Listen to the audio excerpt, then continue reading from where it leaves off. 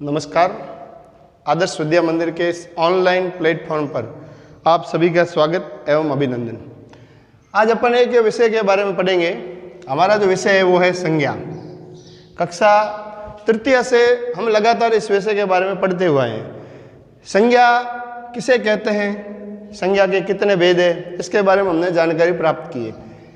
संज्ञा एक विकारी शब्द है, तो हम में से इसकी जानकारी होनी जरूरी है कि संज्ञा विकारी शब्द है।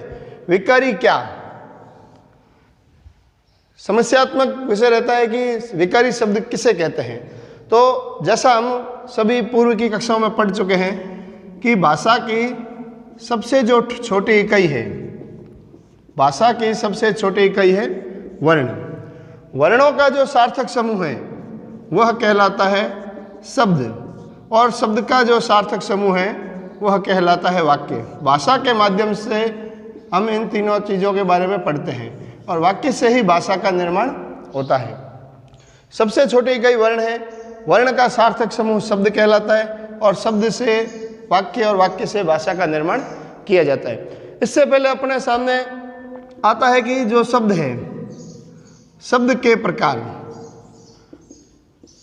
चूंकि हमें विकारी की जानकारी नहीं होने के कारण हम पहले शब्द को अच्छी तरह से समझेंगे कि शब्द के जो प्रकार है उसको अलग अलग प्रकार से बांटा गया है। तो शब्द को 4 रूपों में उसका विभाजन किया गया है। शब्द का पहला प्रकार है जिसको माना गया है उत्पत्ति के आधार पर। शब्द का जो प्रकार है, पहला प्रकार कहा जाता है उत्पत्ति के आधार पर। दूसरा जो कहा जाता है वह माना जाता है जिसका विषय रचना के आधार पर। पहला उत्पत्ति के आधार पर, दूसरा रचना के आधार पर। तीसरा जो प्रकार आता है, तीसरे प्रकार में इसको कहा जाएगा प्रयोग के आधार पर। प्रयोग के आधार पर। और चौथा इसका प्रकार माना जाता है जिसको हम कहेंगे अर्थ के आधार पर। अर्थ के आधार पर। तो बच्चों देखिए, यहाँ पर जो विषय है, हम जो विभाजन करते हैं, शब्द के प्रकार का जो विभाजन करते हैं तो 4 प्रकार से करते हैं। उत्पत्ति के आधार पर, रचना के आधार पर, प्रयोग के आधार पर और अर्थ के आधार पर। अभी अपना जो विषय है, हम अपने विषय की ओर जाएंगे। अपना विषय है विकारी। विकारी किस भाग का एक भाग आता है जिसके अंदर देखेंगे तो जिसको हम देखेंगे तो अपने को ध्यान में आएगा कि जो प्रयोग के आधार पर है। हमारा बिंदु है प्रयोग के आधार पर। प्रयोग के आधार पर शब्द को 2 भागों में विभाजित किया गया है, जिसमें पहला प्रकार है विकारी शब्द और दूसरा कहा जाता है अविकारी। अविकारी को एक और नाम से जाना जाता है, वह नाम कहा जाता है अवयव शब्द। प्यारे बच्चों, यह अविकारी और अवयव दोनों एक ही चीज़ है। कई बार भाषा के अंदर शब्द आते हैं तो हमारे को बिल्कुल नया लगने लगता है कि यह अविकारी तो मैंने पढ़ा है, लेकिन अवयव क्या है। अविकारी और अवयव दोनों एक ही चीज़ है। अब अपन ये देखेंगे कि संज्ञा एक विकारी शब्द है। तो पहले हम विकारी को परिभाषित करेंगे।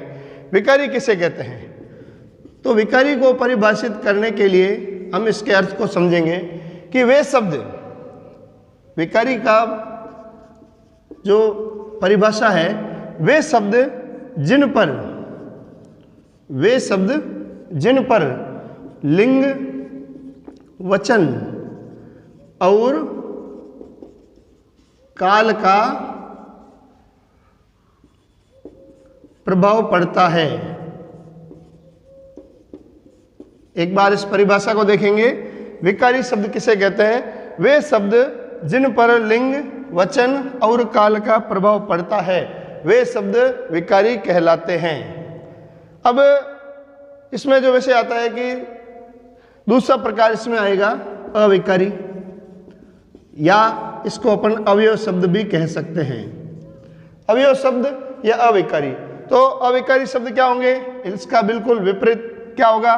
वे शब्द जिनके ऊपर संज्ञा जो है लिंग, वचन का, काल का प्रभाव नहीं पड़ता है। देखिए इसमें दोनों में अंतर आ रहा है, विकारी और अविकारी। अविकारी वे होते हैं जिन पर लिंग वचन और काल का प्रभाव नहीं पड़ता है, और अविकारी शब्दों पर जो है दोनों का अंदर दिया गया है। अब इसको अपन देखेंगे कि कौन कौन से वे शब्द हैं जिनके ऊपर विकारी कहलाते हैं। तो उदाहरण के लिए जो विकारी शब्द है इसको हम देखेंगे, जितने भी संज्ञा शब्द हैं, जितने भी सर्वनाम हैं, क्रिया है, विशेषण है, ये जितने भी शब्द हैं ये सारे क्या कहलाते हैं? विकारी शब्द कहलाते हैं। व्याकरण में जब हम इन विषयों के बारे में पढ़ते हैं तो लिखा हुआ आता है संज्ञा, सर्वनाम, क्रिया, विशेषण ये सारे विकारी शब्द हैं। तो हमें उस समय जानकारी होनी जरूरी है कि विकारी क्या होता है, इनके ऊपर प्रभाव पड़ता है। और विकारी के बाद में अविकारी वे शब्द होते हैं जिनके ऊपर कोई प्रभाव नहीं पड़ता है। अविकारी शब्द में क्या होगा देखेंगे अपन इधर, एक तो क्रिया विशेषण, क्रिया विशेषण अविकारी है, अर्थात इसके ऊपर लिंग वचन और काल का प्रभाव नहीं पड़ता है। दूसरा इसमें अपन देखेंगे संबंध बोधक, समुच्चय बोधक, इसके ऊपर लिंग वचन काल का प्रभाव नहीं पड़ता है। अब एक बार इसको हम उदाहरण के माध्यम से समझेंगे कि किस प्रकार प्रभाव पड़ता है और किस प्रकार प्रभाव नहीं पड़ता है। इसको समझने के लिए एक उदाहरण के माध्यम से हम समझेंगे। जैसे एक उदाहरण है हमारे सामने, राम खाना खाता है। देखिए बच्चों, इधर इस उदाहरण को हम ध्यान से समझेंगे। यहां पर राम जो है वह संज्ञा भी है और पुल्लिंग भी है, और खाता है यह यहां पर क्रिया है। लेकिन जब हम यहां पर राम के स्थान पर स्त्रीलिंग शब्द लगा देते हैं, सीता लगा देते हैं, तो यहां पर हमारा क्या होगा कि राम खाना खाता है, लेकिन जब यहाँ पर सीता होगा तो यहाँ पर हमें बदलना पड़ेगा, खाता की जगह क्या हो जाएगा? खाती हो जाएगा। क्यों हो जाएगा? क्यों हो जाएगा? इसका कारण यह है कि यह शब्द विकारी है, क्योंकि राम संज्ञा विकारी है, और विकारी होने के कारण यह लिंग वचन और काल के अनुसार बदल जाता है। और दूसरा उदाहरण अपन देखेंगे अविकारी का, कि अविकारी जो शब्द होते हैं वे बदलते नहीं हैं। जैसे उदाहरण है, राम धीरे धीरे खाता है। अब इस उदाहरण को हम ध्यान से समझेंगे। क्या है यहाँ पर? राम धीरे धीरे खाता है, तो यहाँ पर राम पुल्लिंग है और संज्ञा भी है।